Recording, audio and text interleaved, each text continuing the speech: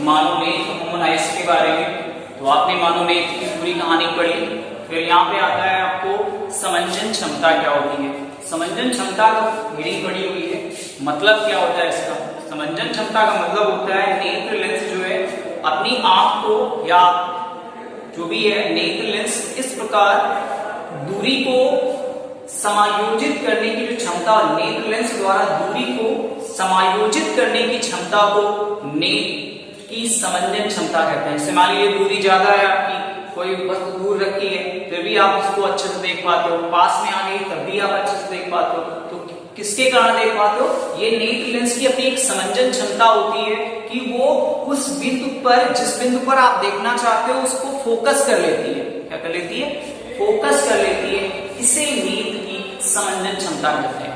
जैसे अभी आपको ये तेज है, अभी पास से देखना हो तब भी आपको दिखाई देता है, दूर की वस्तु देखनी हो तो भी तुरंत दिखाई देती है। जो हमारा नेत्र है, नेत्र का जो लेंस है वो तुरंत उस वस्तु पर फोकस करता है, यानी कितनी तेजी से फोकस करता है, जितनी तेजी से वो फोकस करता है उसे उसकी समंजन क्षमता कहते हैं। जैसे अभी आप देखो कि एक नौजवान व्यक्ति है वो वस्तु को अच्छे से देख पाता है, तुरंत देख पाता है। अभी कोई बुढ़ा हो जाए, बूढ़ा हो जाए, ठीक है, 80 साल का हो जाए तो देखते हो कि उसका समंजन क्षमता कमजोर हो जाती है। क्यों? अगर पास लाओगे तब भी उसे कम दिखने लगता है, दूर जाएगी वस्तु या दूर होगी वस्तु तब भी उसे कम दिखने लगता है। क्यों? क्योंकि उसका जो नेत्र की समंजन क्षमता है, ठीक है, या फोकस करने की क्षमता जो है वो विलुप्त हो चुकी है, विलुप्त नहीं कह सकते हो, उसमें कमी आ चुकी है। इसलिए वो ठीक तरह से, या उसका जो लेंस है वो ठीक तरह से कार्य नहीं करता और उसकी जो समंजन क्षमता है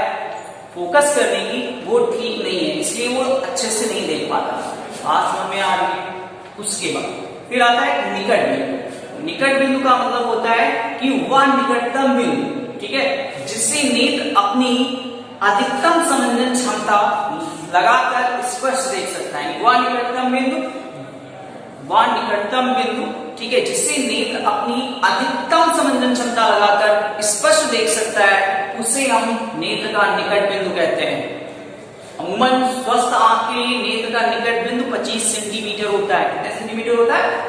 25 सेंटीमीटर स्वस्थ आंख के लिए ये होता है निकट बिंदु। जैसे आप देखते हो 25 सेंटीमीटर से अगर आपकी आंख और जो आपका मान लीजिए पेपर है इसके बीच की अगर दूरी 25 सेंटीमीटर से कम हो गई तो आप नहीं देख सकते हो।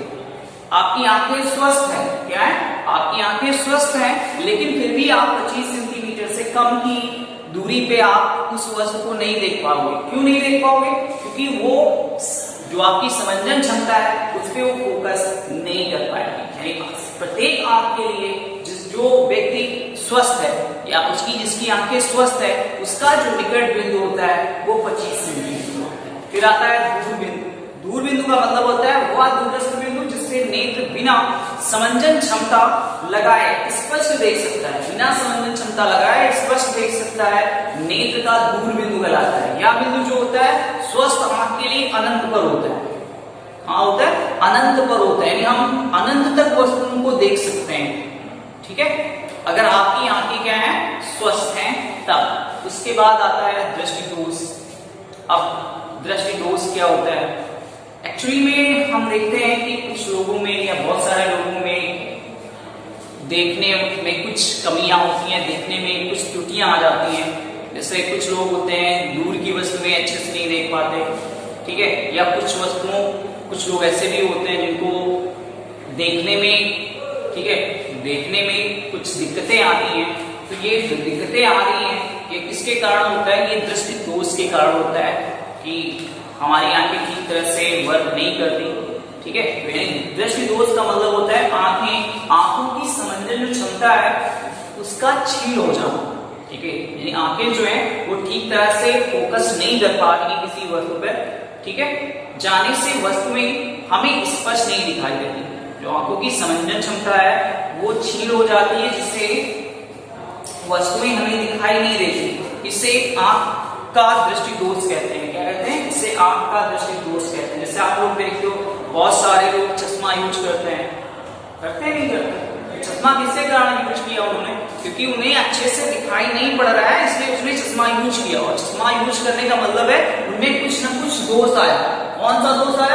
ये निम्न बातों पर निर्भर करेगा। ठीक है, कौन सा दोष आया, पास की वस्तुएं नहीं दिखाई पड़ रही हैं, दूर की वस्तुएं नहीं दिखाई पड़ रही हैं, या कोई और कमियां है, उन्हें कलर में कुछ दिक्कतें आ रही, कलर देखने में उनको लाल आपके भी आपको पीला दिख रहा है, पीला आपको हरा दिख रहा है, तो इन सारे दोषों का निवारण जो है वो किया जाता है। ठीक है, बात समझ में आ रही है। कुछ दोष जो है दृष्टि दोष एक्चुअली में 5 प्रकार के होते हैं। पहला आपको पढ़ाया जाएगा निकट दृष्टि दोष। क्या पढ़ाया जाएगा, पहला जो दोष है वो पढ़ाया जाएगा निकट दृष्टि दोष। निकट दृष्टि दोष क्या है एक्चुअली में, निकट दृष्टि दोष का मतलब होता है कि इस दोष से जो पीड़ित व्यक्ति होता है, निकट दृष्टि दोष, इस दोष से जो पीड़ित व्यक्ति होता है उसको पास की वस्तुएं तो स्पष्ट दिखाई देती है। निकट दृष्टि दोष में क्या होता है कि इसमें व्यक्ति को पास की वस्तुएं स्पष्ट दिखाई देती हैं, परंतु दूर की वस्तुएं स्पष्ट नहीं दिखाई देती। क्या होता है, निकट दृष्टि दोष में व्यक्ति को पास की वस्तुएं तो स्पष्ट दिखाई देंगी, परंतु दूर की वस्तुएं स्पष्ट नहीं दिखाई देती। इसके कारण इस दोष को हम निकट दृष्टि दोष कहते हैं। क्या कहते हैं, निकट दृष्टि दोष कहते हैं। ठीक है, ये हो गया दोष। कारण क्या होता है, कारण ये होता है कि नेत्र लेंस की जो पृष्ठ होता है, आंख का एक पृष्ठ होता है, उसकी वक्रता का बढ़ जाना, वक्रता समझ लो, उसकी वक्रता मतलब होता है त्रिज्या। ठीक है, उसका बढ़ जाना, आपकी आंखें छोटी थी बड़ी हो गई, ठीक है, बढ़ जाना, जिससे उसकी जो फोकल दूरी है उसका कम हो जाना। जाहिर सी बात है, अगर आपकी त्रिज्या बढ़ेगी फोकल दूरी कम ही हो जाएगी, है ना। आपने फार्मूला पढ़ा है F इज इक्वल टू, या आपने पढ़ा है 2F is equal to is equal to R। अगर आपकी फोकस बढ़ती है त्रिज्या कम ही हो जाएगी, त्रिज्या बढ़ती है फोकस कम हो जाएगा। या सेकेंड कंडीशन होती है नेत्र लेंस व रेटिना के बीच की दूरी का बढ़ जाना। नेत्र लेंस और रेटिना की दूरी बढ़ गई तो प्रतिबिंब तला का बीच में ही बन गया। ठीक, तो आप लोग आगे पढ़ें, समझ के पढ़ें, फिर आपको नेक्स्ट वीडियो में आपको समझाया जाएगा।